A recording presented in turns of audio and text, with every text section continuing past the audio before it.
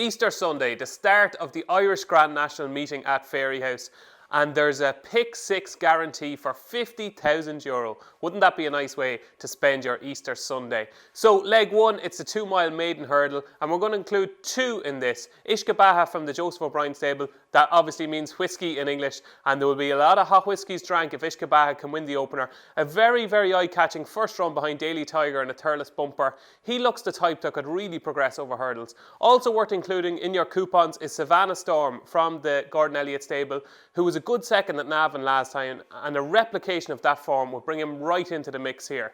The second leg, well, that's a 2 mile novices handicap hurdle. A really interesting affair here, and Call the Cab could have been let in lightly following his maiden hurdle win at Punchestown. And also worth including in coupons is Last Man Standing from the Mouse Morris stable, who got stuck in the mud last time but is better than that, and his maiden hurdle form is not working out too bad at all.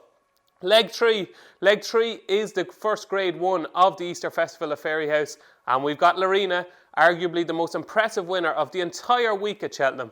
She looks like she's going to be a superstar, and this should be bread and butter for Lorena. She's a sure price, but she's a banker in our pick six coupons. Leg four, well, that's a grade 2 novice hurdle, and it's a cracker. Willie Mullins looks to hold all the aces here, and the one I really like is Scarpita, who ran so well to finish fourth behind Sam Crow in the Ballymore novice hurdle at Cheltenham. I thought that was a really good run because he was up with the pace the whole way. Danny Mullins keeps the ride, and Paul Townend will be on board Juke To Ginebra, who also ran well in the same race. He's a real improver and should be getting better with every run. So Juke To Ginebra, and my first choice in that race will be Scarpita.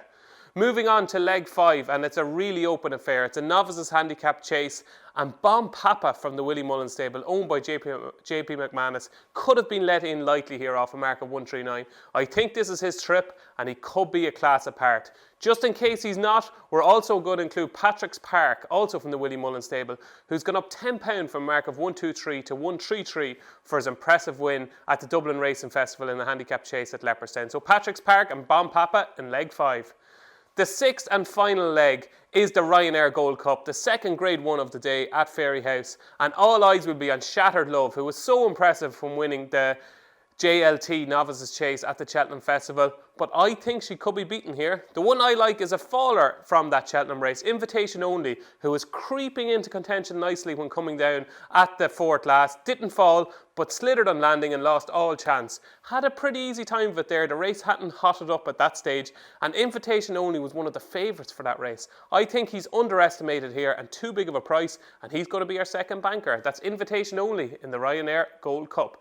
So that's it, folks. 32 units at €1 a unit will cost you €32. You could be sharing in 50,000.